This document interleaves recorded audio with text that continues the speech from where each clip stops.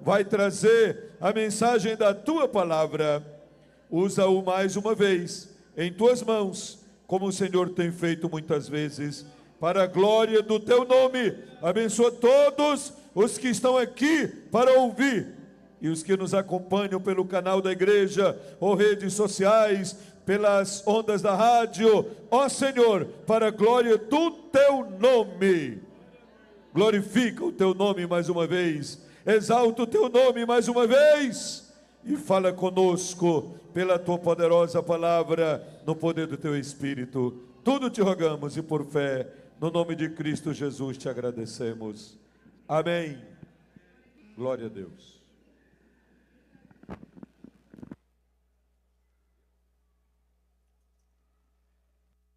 Queridos, a paz do Senhor, graças a Deus, feliz em estar aqui com os irmãos, nessa ocasião especial que é a festa aqui do Círculo de Oração, aqui do Templo Central, reunindo todas as irmãs.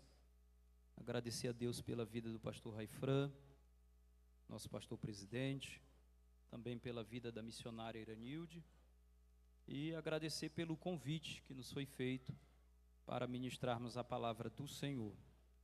Eu tenho grande gratidão pelo Círculo de Oração, porque quando aceitei a Jesus, lá em casa ninguém havia ainda aceitado a Jesus.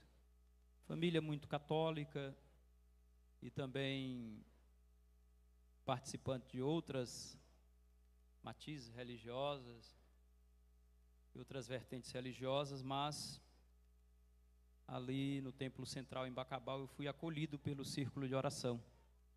Eu tinha apenas 11 anos quando comecei a frequentar o Círculo de Oração. As minhas memórias são assim de muita afetividade, pelo carinho, pelo cuidado das irmãs ali. E por muitas vezes aquelas irmãs me colocavam bem no centro, estendiam as mãos.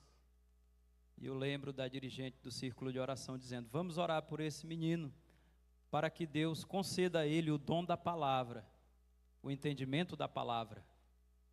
E Deus é bom, irmãos. Estamos aqui esta noite, nesse momento especial, e eu fico muito feliz e muito grato a Deus por ter essas memórias e lembrar, de tanta coisa boa que Deus já fez. Abra sua Bíblia em Lucas capítulo 18.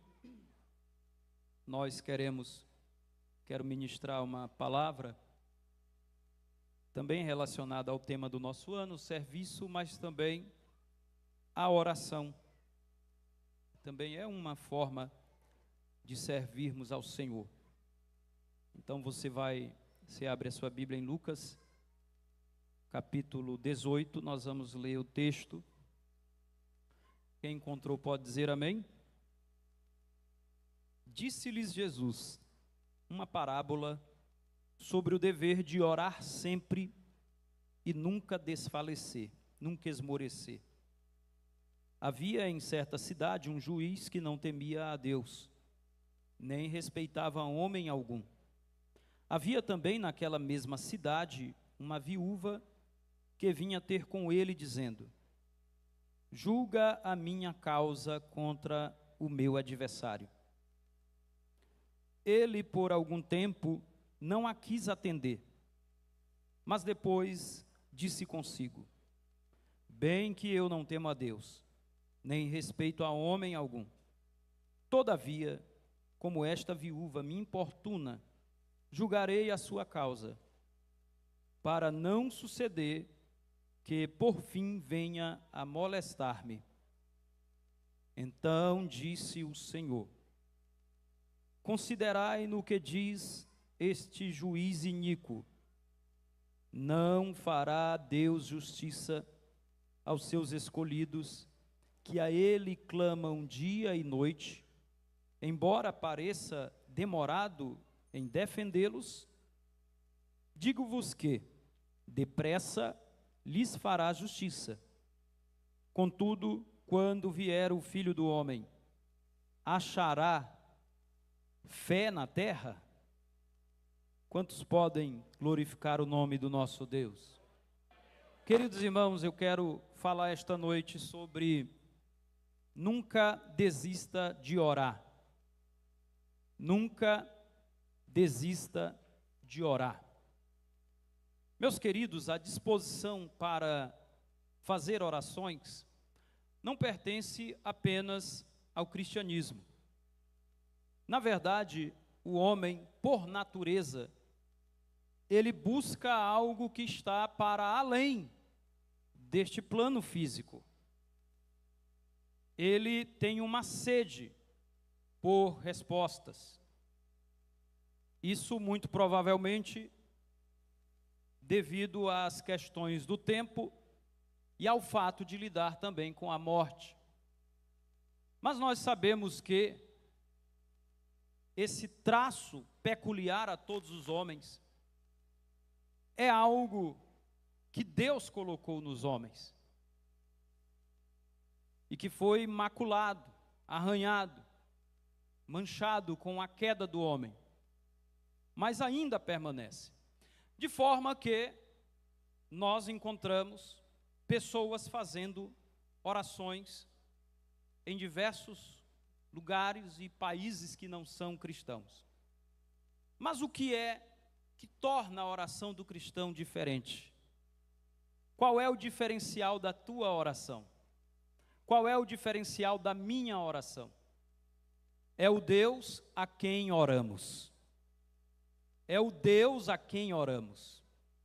Não é o teu tom de voz, não são as palavras que você utiliza, não é o discurso que você articula na oração, não é nada disso. O que faz a diferença, o que torna a oração de um cristão diferente de qualquer tipo de meditação religiosa, de qualquer tipo de prece feita em qualquer lugar do mundo, é que nós oramos ao Deus eterno e verdadeiro. Nós oramos a Deus, o Criador do céu e da terra. Jesus entendeu e sabia muito bem o valor da oração, e ele utilizou o tempo para ensinar os seus discípulos sobre a oração.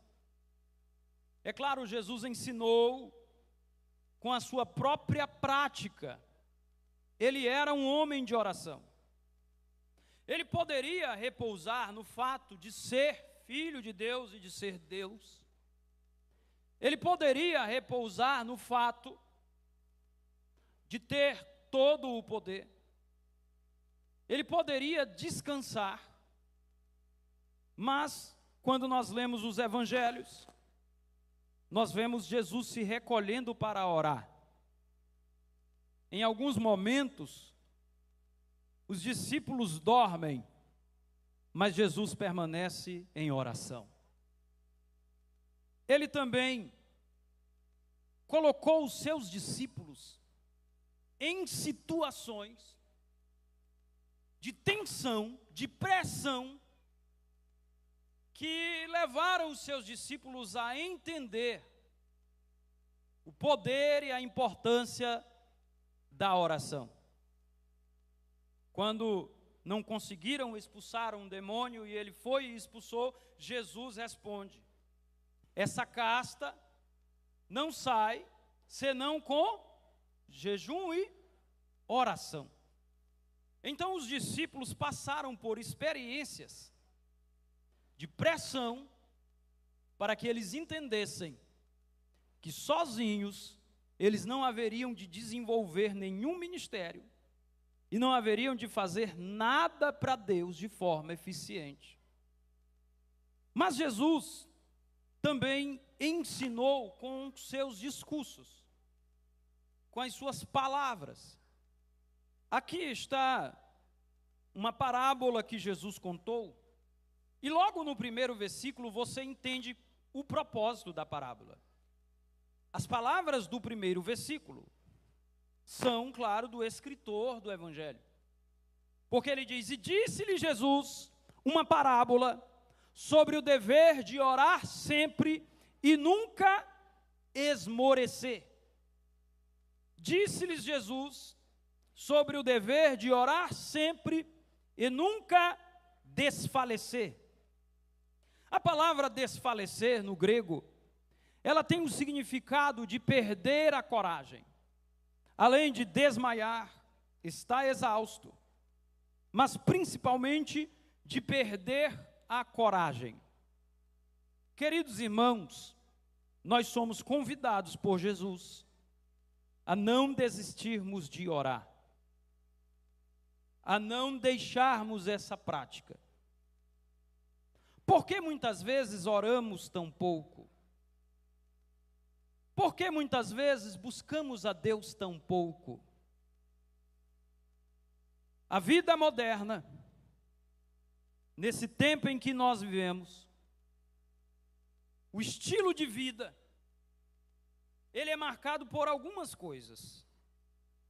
Carga de trabalho excessiva, busca pelo sucesso pessoal e uma forma de compensar esse trabalho, como entretenimento.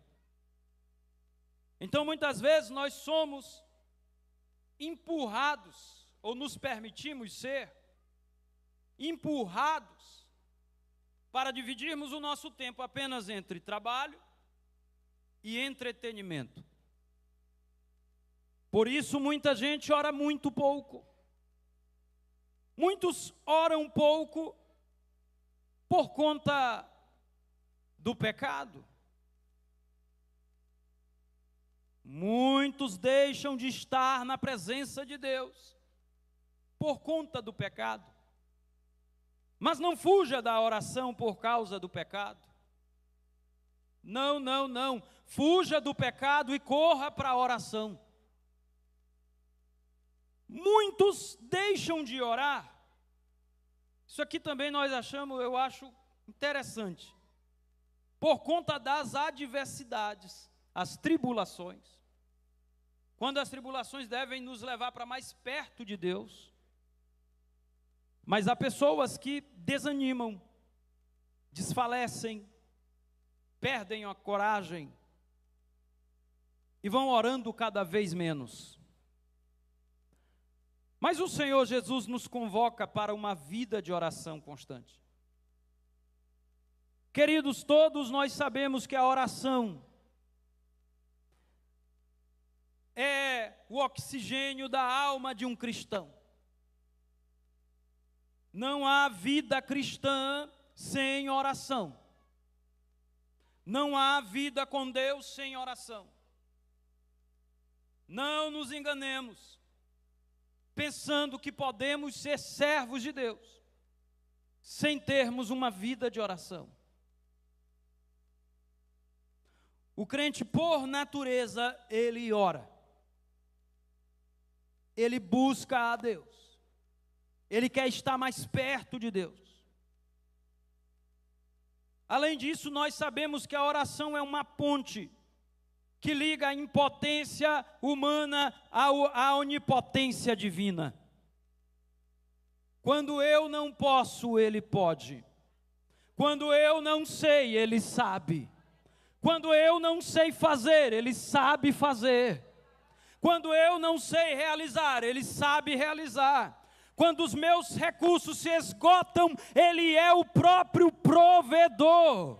Então a oração é a ponte que liga a tua incapacidade, a tua impotência ao poder do Deus eterno.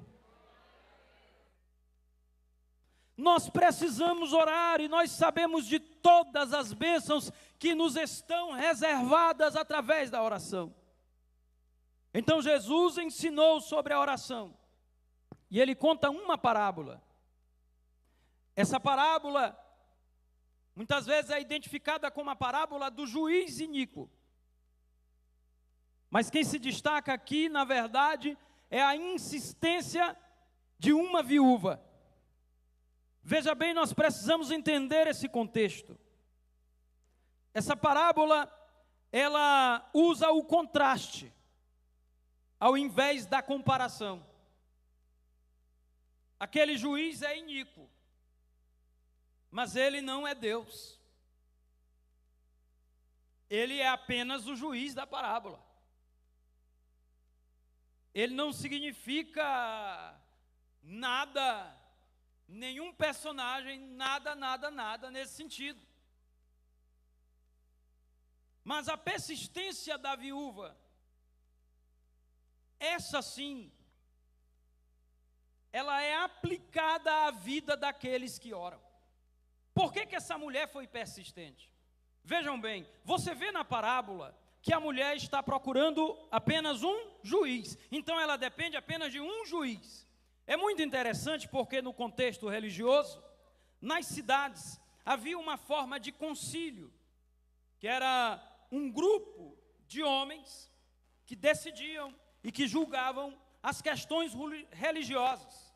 Era como se fosse um corpo de juízes nas cidades que consideravam as questões religiosas. Por exemplo, em Jerusalém havia 72, mas nas vilas menores, nas cidades menores, não havia um número expressivo de juízes.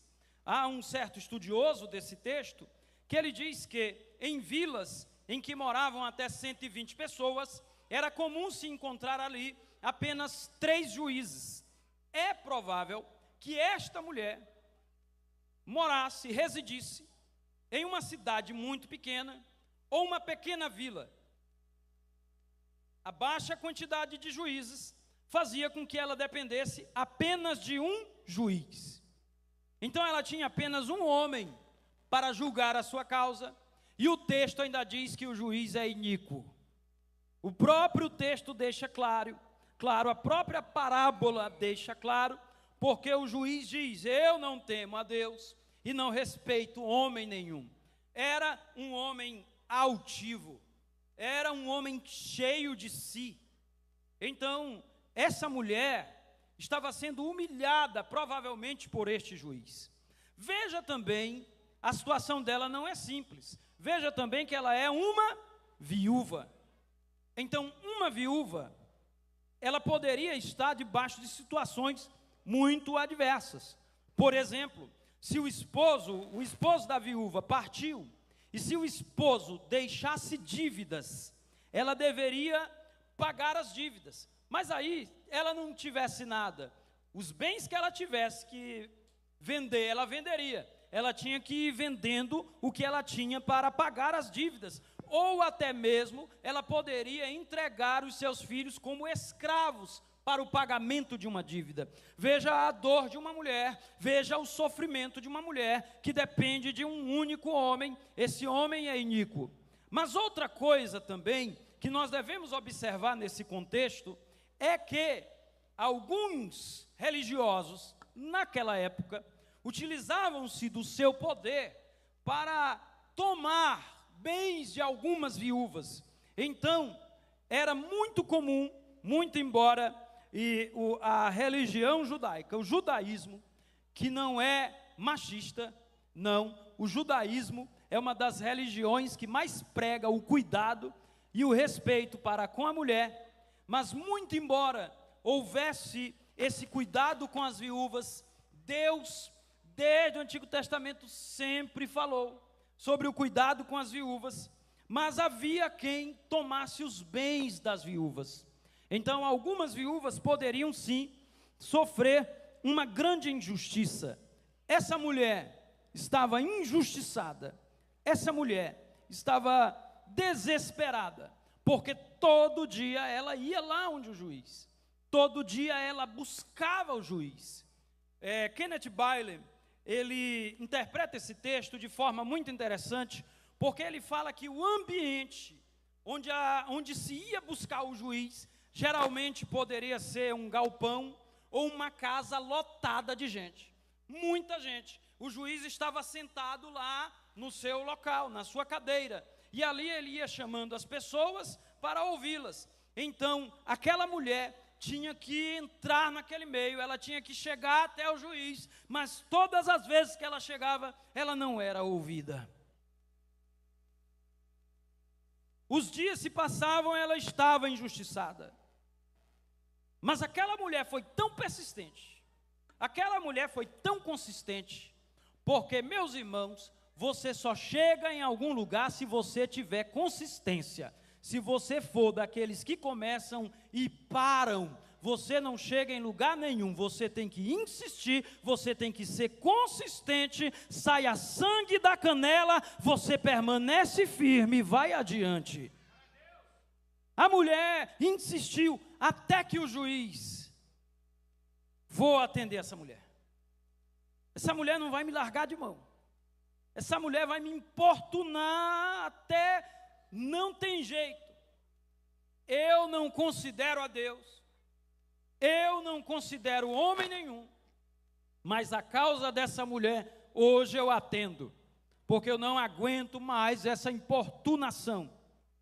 Então aquele juiz iníquo atendeu aquela viúva. Agora, meus queridos, vem a aplicação da parábola. Esse negócio de parábola é um texto que a gente tem que pregar assim, explicando, porque não dá para ir naquele ritmo mais acelerado. Mas veja bem, Jesus conta a parábola, ele fala da viúva, da importunação da viúva, e fala da resposta que o juiz dá à viúva, o juiz iníquo. Aí Jesus diz, então, disse o Senhor, aí Jesus dirá, considerai no que diz o juiz iníquo. Não fará Deus justiça aos seus escolhidos, que clamam a Ele dia e noite, embora pareça demorado em defendê-los? Então veja, querido, em primeiro lugar, é que Deus tem um povo escolhido. Não fará Deus justiça por seus escolhidos. Será que Deus não vai fazer justiça por seus escolhidos, embora ele pareça demorado? Deus tem um povo escolhido. Deus tem os seus escolhidos. Na Bíblia Sagrada, essa palavra escolhido, ela é utilizada para o fato de Deus escolher pessoas. Por exemplo, no Antigo Testamento, Deus escolheu o povo de Israel como propriedade sua. Deus escolheu pessoas específicas para obras específicas. Mas veja bem, quando nós olhamos para 2 de Pedro, capítulo 2, versículo 9, nós vemos que nós, a igreja, somos eleitos de Deus. Foi Ele quem nos escolheu. Ele te escolheu.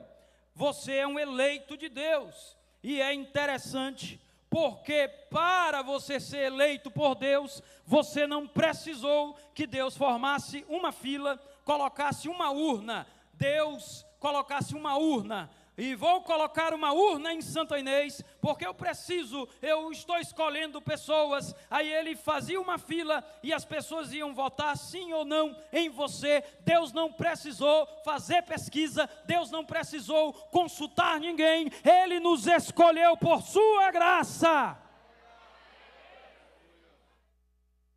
Você é escolhido de Deus, embora isso não anule a sua escolha pela salvação que você fez.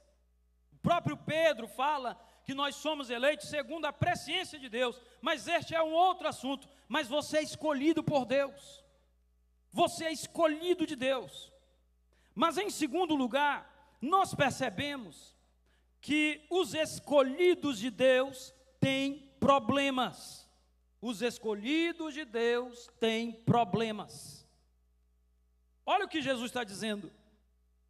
Não fará Deus justiça aos seus escolhidos, que a Ele clamam dia e noite? Então, o contexto dessa parábola fala da questão da manifestação da justiça de Deus, mas fala do fato de Deus atender às nossas orações. Então, o que Jesus está deixando claro é: você é um escolhido. Deus tem os seus escolhidos. Mas muito embora sejam escolhidos de Deus, os escolhidos de Deus têm problemas, adversidades, lutas, dores, sufocos, sofrimento, Essa realidade que é comum à vida humana faz parte da vida daqueles que servem a Deus. Tiago, capítulo 1, Tiago diz da seguinte forma: meus irmãos, tende por motivo de toda a alegria o passar por várias provações. Não são poucas provações, são várias provações. Provações vindas das diversas naturezas. Não é apenas uma provação. O texto diz várias. E ainda diz provações. Então são provações que muitas vezes podem vir da vida financeira, o desemprego que bate a porta, que chega no lar de um homem. Ele está debaixo de uma pressão. Ele tem que dar conta do seu lar. Ele tem que colocar comida na mesa. Mesmo trabalhando, mesmo empregado, as dificuldades estão ali. Mas ele tem o seu salário. Ele sustenta a sua casa. Mas de repente o desemprego. Uma mulher que trabalha, que sustenta o seu lar, ou contribui para a sustentação do seu lar. De repente o desemprego, as enfermidades, que são muitas são as enfermidades, de diversos tipos, elas chegam sem avisar. De repente, diante de um médico frio, a pessoa está sentada em uma cadeira fria, porque, meus irmãos, receber resultado de exame, mesmo que você entenda que esteja bem, mas pelo menos para mim, é um negócio difícil. Quando eu precisei, achei difícil. Graças a Deus que até hoje, tudo ok. Glória, eu oro a Deus que permaneça assim. Mas você recebe a notícia de uma enfermidade. Aquela notícia vem como uma pontada seca. São as provações da vida, são as adversidades da vida, são as dores da vida. O que é que faz uma ostra formar uma pérola? É um grãozinho de areia, mas aquilo ali rasga a ostra por dentro. O que eu estou querendo dizer é que Deus permite as provações e as adversidades em nossas vidas. Quem foi que colocou os discípulos num barco para ir para o outro lado do mar? E haveria ali uma tempestade. Foi o próprio Senhor Jesus que os empurrou, que os obrigou. Então, há tempos em nossas vidas que parece que Deus está nos empurrando para a tormenta, parece que Deus está nos empurrando para a dor, parece que Deus permite o sofrimento, e vez por outra Deus permite mesmo, mas uma coisa é certa: todas as vezes que o sofrimento vir à nossa casa, nós estaremos de joelhos diante do nosso Deus, que é o nosso consolo e a nossa resposta. O povo de Deus tem problemas, mas o texto deixa claro uma coisa para a gente: problemas que só Deus pode resolver. É a hora para a gente dar glória a Deus, mas é a hora que a gente se desespera, porque quando o médico chega para ti, só Deus. Era a hora para a gente dizer assim: glória a Deus, só Deus então está na mão da melhor pessoa, não está mais na tua, que é um mero homem, está na mão de Deus. Quando ele diz só Deus, os escolhidos de Deus, aquela mulher tinha um problema que só um juiz podia resolver. E os escolhidos de Deus têm problemas que só Deus pode resolver. Talvez você chegou aqui esta noite com um problema que só Deus pode resolver, uma enfermidade que só Deus pode curar. Tem vários textos da Bíblia, João 16:33, O Salmo 34, versículo 19.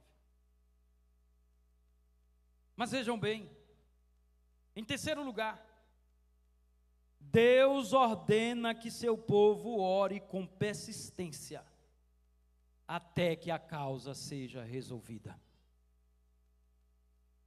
Repita aí isso, diga: Deus ordena que seu povo ore com persistência, até que a causa seja resolvida. Quem pode glorificar o nome do Senhor Jesus? Não é para parar de orar, não é para deixar de orar, não é para deixar de vir para o círculo de oração, não é para negociar o tempo do círculo de oração com algo que surgiu. Você já tem esse tempo, você lutou tanto contra ele, você pediu liberação no trabalho, você fez de tudo, de repente aparece uma promoção, aí você diz: eu vou ganhar mais, mas está lá o círculo de oração, e você fez um voto com Deus, que ia orar, que ia dedicar aquele tempo. Então larga esse negócio, fica firme, porque Deus está cuidando da tua vida. Quem pode levantar a mão para adorar o nome do Eterno? Eu sei que Deus está falando aos corações aqui esta noite. Como todos os domingos, todas as segundas e a semana inteira, Deus fala com o seu povo. Hoje Ele está falando conosco mais uma vez. Não deixe de orar, não pare de orar.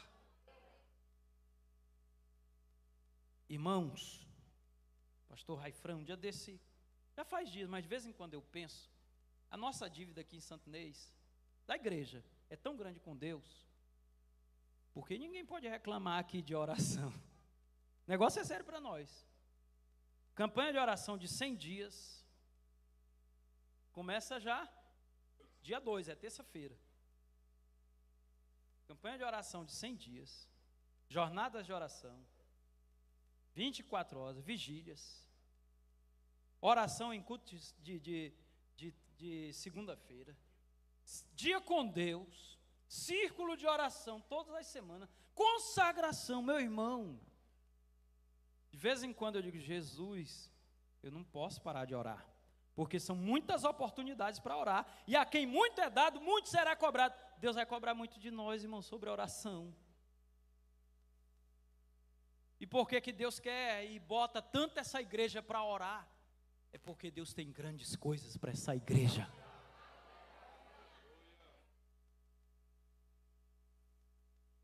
Porque Deus tem. Se Deus está colocando muita oração na nossa frente, irmão, é porque tem muita bênção para Deus entregar. Não desista de orar. Ouça isso. Aquela mulher, ela orava, ou melhor, aquela mulher, aquela viúva, ela estava indo ao juiz sozinha, mas nós não oramos sozinhos. Jesus está intercedendo por nós junto ao Pai.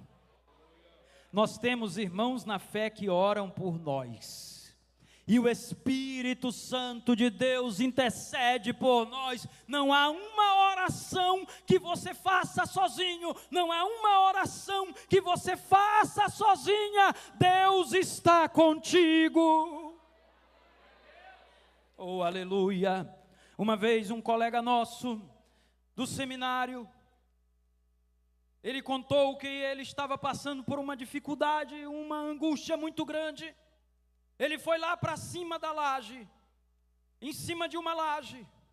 Ele, assembleiano, mais um colega presbiteriano, foi orar. Ele disse que só chorava, ele não tinha palavras, ele só tinha lágrimas. Dificuldade financeira, querendo desistir de tudo, querendo abrir mão de tudo. No outro dia ele foi à feira, ele queria comer um pastel, mas ele não tinha dinheiro. E as pessoas passavam com os pastéis, e ele orava, dizia: Senhor, eu queria comer pelo menos um pastel. Até que uma irmã chegou até ele, ela não deu um pastel para ele, mas na hora que aquela irmã chegou diante daquele jovem, o Senhor tomou aquela irmã em profecia, em palavra, e ela disse: eu te vi quando tu estavas lá na laje, orando e chorando, eu vi as tuas lágrimas, nós não oramos sozinhos. Oh glória a Deus, oh glória a Deus, oh glória a Deus, oh glória a Deus.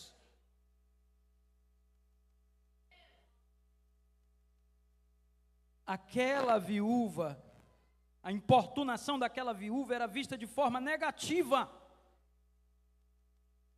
Mas aqui, Deus nos manda mesmo, Jesus nos manda mesmo, é importunar o céu. É bater na porta até que abra. Por último, aquela mulher viúva buscava um homem, um juiz iníquo. Nós oramos a um Pai amoroso. Nós oramos a um Pai amoroso. Nós oramos a um Pai amoroso. Nós oramos a um Deus que conhece o nosso coração. Ele sabe quem tu és. Ele conhece as tuas dores. Ele conhece você. Você ora a um Pai que está cuidando de você. Fique de pé em nome de Jesus. Oh, glória a Deus.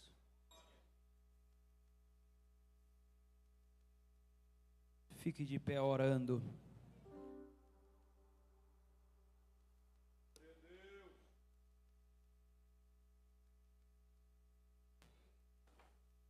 Deus continua respondendo a oração.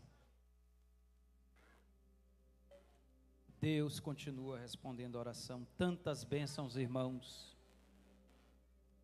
Tantas bênçãos reservadas que serão derramadas quando nós orarmos. Quando você orar. Eu lembro que um tempo meu irmão morava no Goiás.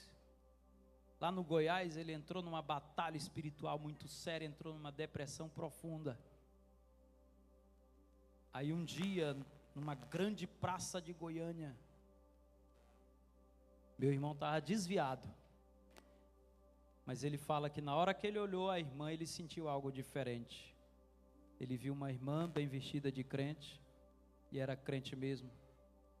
E ela chegou nele e disse: eu vejo uma mulher que se ajoelha todas as madrugadas orando por ti. E hoje eu te restauro. Deus o curou na hora da depressão, ele voltou para casa e foi servir ao Senhor. Feche os seus olhos em nome de Jesus. Oramanda labacanda labasurianda labaha. Arabacanda labasu.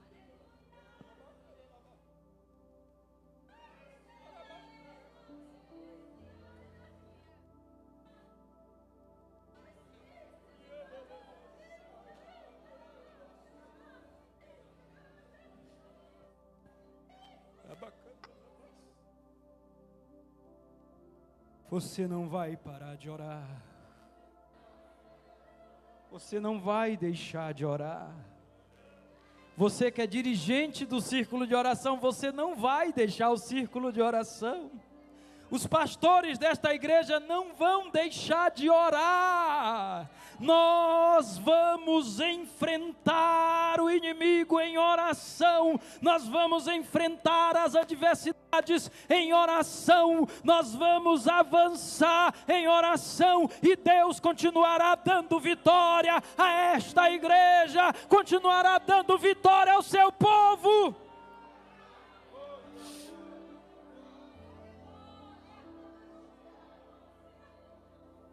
Ore, ore, ore a Deus agora. Ore ao Senhor agora. Porque eu sinto que Deus está renovando a vida espiritual de muita gente que por conta do cansaço já não orava mais. Tem renovação de Deus aqui nesta noite. Tem bálsamo de Deus sendo derramado. Ele te renova. Receba a renovação do céu. Renova, Senhor, os teus servos. Renova o teu povo. Tem misericórdia quando nós oramos pouco. Nós queremos buscar a tua presença. Mas eu também te peço, meu Pai, responde a oração que a tua serva tem feito todas as noites, todas as manhãs, aqui nesta igreja. Continua respondendo a oração do teu povo, meu Deus, em nome de Jesus, em nome de Jesus.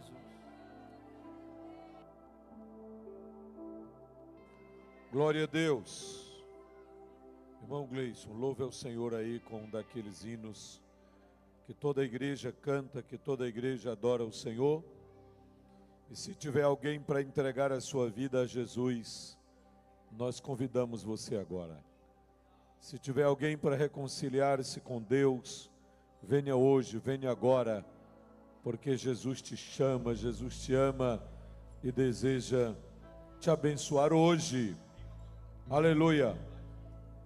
Glória a Deus.